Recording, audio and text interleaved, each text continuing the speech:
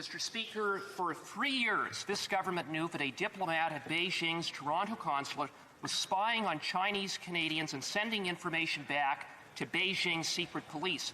At the same time, this government knew that the very same diplomat was targeting a sitting member of parliament. And for 3 long years, this government did nothing. Either this Prime Minister is grossly incompetent or he just doesn't care about protecting Chinese Canadians from Beijing. Which is it? The Honourable Parliamentary Secretary. Thank you, Mr. Speaker. Mr. Speaker, when a foreign government comes at one of us, it comes at all of us. While Conservatives try to politicize and play partisan games, we are taking real action to keep Canadians safe.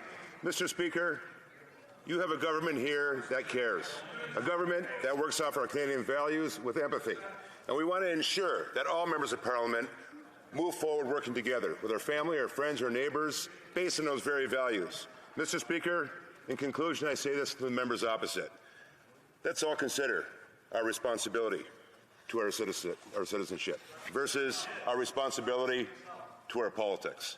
Thank you, Mr. The Honourable Member for St. Albert, Edmonton. Mr. Speaker, that answer is an insult to Chinese Canadians. This government expelled one Beijing diplomat after they got caught doing nothing.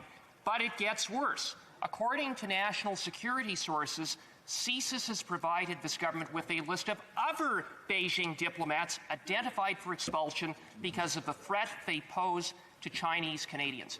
How many names are on that list? How many more warnings from CSIS is this government ignoring?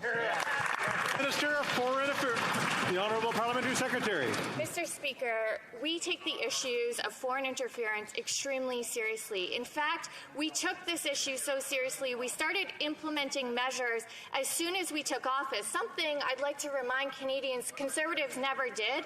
The Leader of the Opposition actually said, while members want to heckle because they don't want to hear the fact that the Leader of the Opposition actually admitted when he was the Democratic minister, he actually didn't do anything to do with foreign interference because he didn't think it was in his political interest. We don't believe in that. We're going to take protection to protect our democracy.